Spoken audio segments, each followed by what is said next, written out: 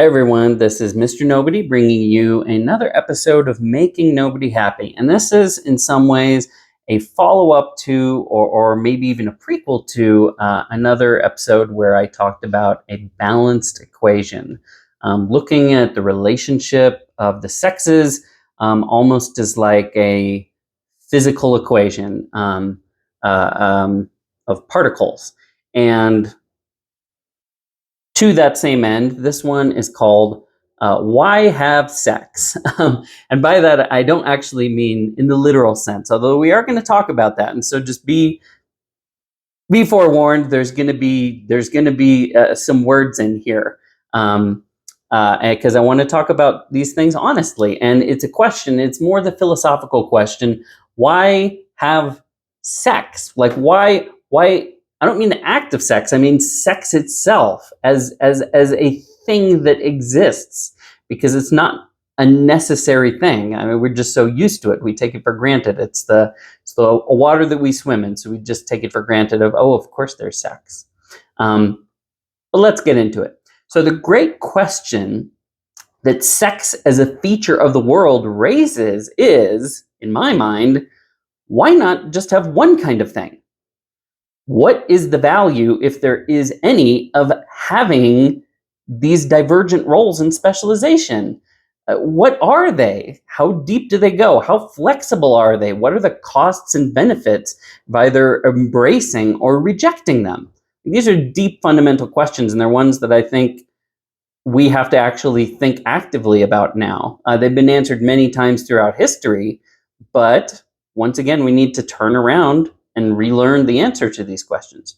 So the first and most obvious matter to note is that we do indeed have two types of things that make up the human race. And in fact, the majority of all species above single-celled organisms, almost all complex life, is separated by sex.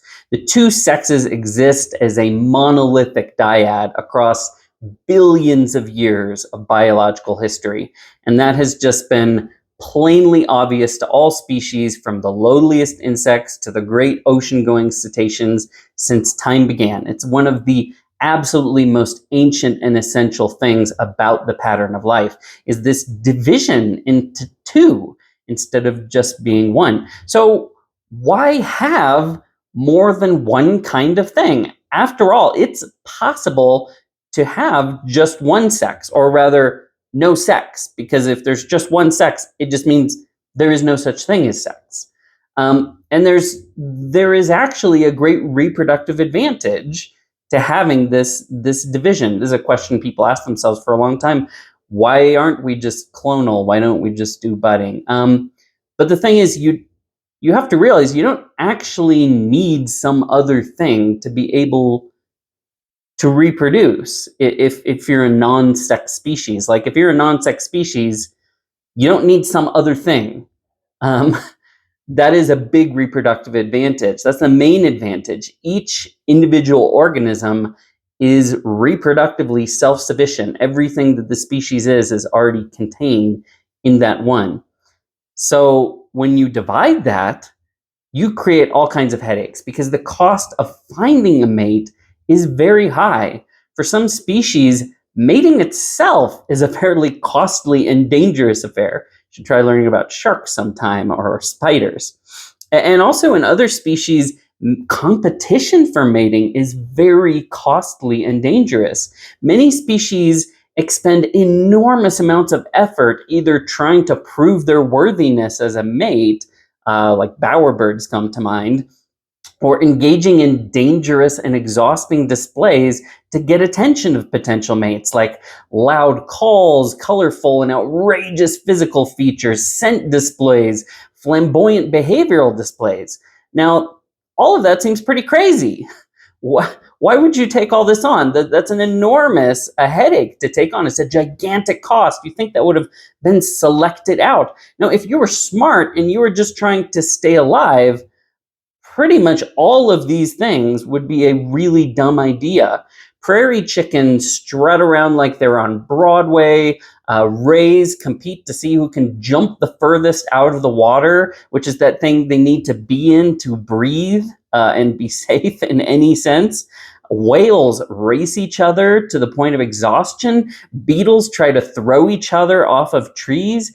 Deer grow horns that completely deplete their body of essential nutrients, right to the point where if they went any further, they might kill themselves. And then they bang their heads against one another, while giraffes try to knock each other down with their heads. It's nuts. If you're familiar with the kinds of things that animals do and have, purely to get the attention of the other sex, if you haven't looked into that, you don't know, you should definitely study it. If the goal was to stay alive, especially for males, they're doing a really terrible job of it. And I think they've estimated that just the cost of being born male is something like 20% of your life across the entire mammalian species. Now, in general, female animals, especially mammals, generally display a more reasonable set of physical features and behaviors. Same in birds, you really see different.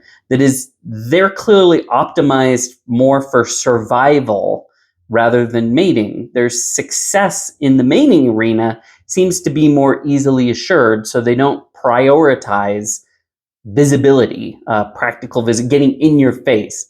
As a general rule, they don't make loud calls. They don't engage in the absurd behavioral activities trying to be seen. They don't aggressively confront and battle their sexual competitors. They don't have outrageous plumage that makes them easy to spot anywhere they go. Like female peafowl, unlike peacocks, are pretty smart. They aren't painted like a sports car. They don't have a huge, costly tail dragging behind them. They don't walk around shaking their tail and squawking all the time. Instead, they do the business of being a peafowl: eat, grow, reproduce, and don't get eaten. So why have two things? It seems like an absurd handicap to take on this crazy opposition, this crazy difference. Why isn't everything sensible? So why take on this handicap? Because it is a handicap reproductively at the most basic level, and in practice, it often results in huge disadvantages and gigantic costs, as we've seen. The collective cost, like I said, of being male is like 20% of your life. Like, that's a lot. That's a lot of life to lose. And for some, it's way worse. And now that is a massive penalty, considering that it's not like it's all risk only on one side, even just to the males. The females are paying an enormous investment on their own side to the detriment of their own biological efficiency and survival by having to give live birth and have to suckle their young. Them being mammals, and that being what mammals do, they give live birth and they suckle their young. That is hugely costly. That is enormously costly and dangerous too. Now, if you could factor out the risks and costs attendant to giving birth and suckling young, you'd have a clearer comparison of the survival differential between the sexes, just based on things more like their morphology. So comparing, like if you compared males who have never given birth, sorry, so that's not what I mean, not males that have never given birth. So if you want to compare males basically with females who have never given birth or suckled young, how big is the survival divide between them? Especially considering that male animals can't actually get rid of their silly tails or their less stable chromosomal structure. Because females have this extra benefit, it's called X gene mosaicism. It actually stabilizes their genetic structure and gives them an internal genetic diversity that males just don't have access to. And that's partly, apart from these other factors, one of the things that helps them with survivability, because there's actually an internal competition within their body of the different X gene expressions that helps them be more stable. Whereas a male can't do that because they just have one of each. They're locked into whatever their strategy is. They're a little less adaptable internally and more adaptable between them. So anyway, as I said, a female could not have children and could not suckle their young, but a male a bull can't just get rid of their horns or their loudness or their aggression, their territorial protectiveness. Um, the difference between, if we could measure between those two groups, would be even bigger than 20%. If you took away the costliness of live birth and suckling the young, then the survivability of the females of the species would be even higher. It'd be an even bigger balance. But having that does bring them a little closer, but there's still a big divide because pregnancy, birth, and lactation are enormously high cost endeavors. Basically, they're the highest cost things you could possibly do, apart from the crazy things that males will do that get them eaten and beaten. And the reason is they use up an enormous amount of physical resources and time. They greatly inhibit your ability to survive. Like basic behaviors like feeding, hiding, and escape become absurdly more difficult when you have a baby animal with you. But at least in theory, those activities are in some sense voluntary. Any given individual doesn't have to engage in them, although if they all didn't, it would be the end of the species. But, females' bodies are designed to help them survive and conserve their lives. They're very much, just among humans, tons of tiny little differences. And when you get down into them, you start seeing things like, oh, well, this will give the men a bonus to this kind of thing, but at the same time, it's going to wreck their heart, or it's going to give them cancer within a way shorter amount of time. It's like very much short-term gain, long-term loss. Even things like the way that fat is distributed, the way women distribute fat is far more healthier, and it gives them way more survivability than men. So anyway, what we think of as sex, like the act of sex, is largely tangential to the fact of it, or it's an addendum to it. It's an outgrowth from the main body of this way of being. So when people think of sex, they think of excitement and pleasure, but those aren't sex. Those are the motivational structures that help drive us to pursue sex and make use of sex.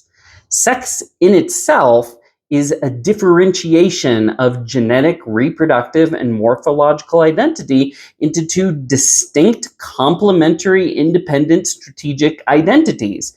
It isn't merely an increase in the quantity of a species from 1 to 2. It's the redefinition of a species as something that is not singular, but is interrelational. We aren't exactly one thing as humanity. We're one larger thing composed out of two distinct interrelated parts. It's less like having two fingers and more like having two dimensions. So sex exists not in parallel, but intersectionally, interdimensionally. But humans think in terms of motivations. We, like all mammals and many others, even trees have sex.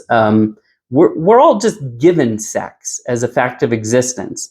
The question of motivation, what we do with it, what we feel about it, is on our minds quite a bit. We don't really think that much about the cart that we're pulling behind us, how it got there, where it's going. Nature doesn't need us to think about it. We're focused on that juicy carrot in front of us. Our desire is to make use of the fact of sex. We think of sex as something we do or want, an act that we engage in. But it's clearly nothing of the kind. Sex is something that we are. It's something that engages us and expresses itself through us. When we inhabit that role most distinctly, when we're specially focused on chasing the outworkings of our nature, when we stand at the closest point of that intersection between the dimensions of our species, we call that particular act sex. But it's a strange way to talk, as if the mere stimulation of some body part in one way or another actually constituted sex. That's like saying that the honking of a car's horn as it speeds at you is the approaching car. Like the honking, it draws your attention, it engages you, it becomes the mean by which your senses relate your mind to it. But pleasure isn't sex any more than hunger is food. Okay, so I apologize right now. Probably at this point you're thinking this is a much less exciting discussion than the title would have led me to think. This is much more speculative and abstract and not really talking about why it'd be awesome to have sex. But these answers that we're giving to this question relate to this, the answers that you give to that question, why we have sex, are actually really relevant to this larger philosophical discussion we're having. Why should you have sex? Well, one answer you could give is because it feels great. But that is, as Aristotle would say, an insufficient causal explanation. It explains your motivations, but not the actual teleology behind them. What are you really being motivated toward? It's like I said, it's like saying hunger is the explanation. Anyway, I'm losing my track. Let's continue. So, why is it the case that you are designed to be motivated toward those things? Why are you motivated to engage relationally with this other entity in the first place? With difference? Those are the really interesting answers. It's not just the feelings and the motivations, it's the underlying things that the motivations exist for and exist towards. Now, it is obvious on the most basic level that friction feels good on the old penis, and boobs feel soft and pleasant. Like that is clear. But to what end? Like why have all of these things, these little metaphenomena they're arising, all these things that we think of as sex? Why bother with all of them? Because not all other creatures do. Plants don't feel pleasure, as far as we can tell. Fish don't seem to, or insects or protozoa, but they have sex. They are sexual in the absolute deepest sense. They are possessed of it, and they are possessed by it. They live and survive through and by the intersection of sex in their species. They have the motivations that are appropriate to rule the kind of creature that they are. We don't have to tell them to do those things. They have their own motivational structures that make them, drive them to participate in sex. Whatever those motivations are, however they work, we wouldn't just say, well, that is all that sex is. And now mammals, we get some really fancy motivational mechanisms for a crazy host of complex behaviors. But this is the thing, nature does not actually demand that we understand its goals, only that we respond to them with some degree of consistency. Like I said, nature puts the carrot out in front of you. It doesn't even need you to know about the cart that's behind you. Like the horse doesn't have to know why it's pulling the cart or what's in the cart or where it's going or what it's for. You just need something to motivate the horse to do what you need it to do. So nature is perfectly happy if you completely misunderstood the question that opened this discussion that I posed at the beginning, because that's the idea, is to keep you motivated. Whether you truly recognize to what end you are motivated is beside the point and above your individual pay grade. Anyway, that's all for today. I hope you enjoyed this discussion. We'll see you next time.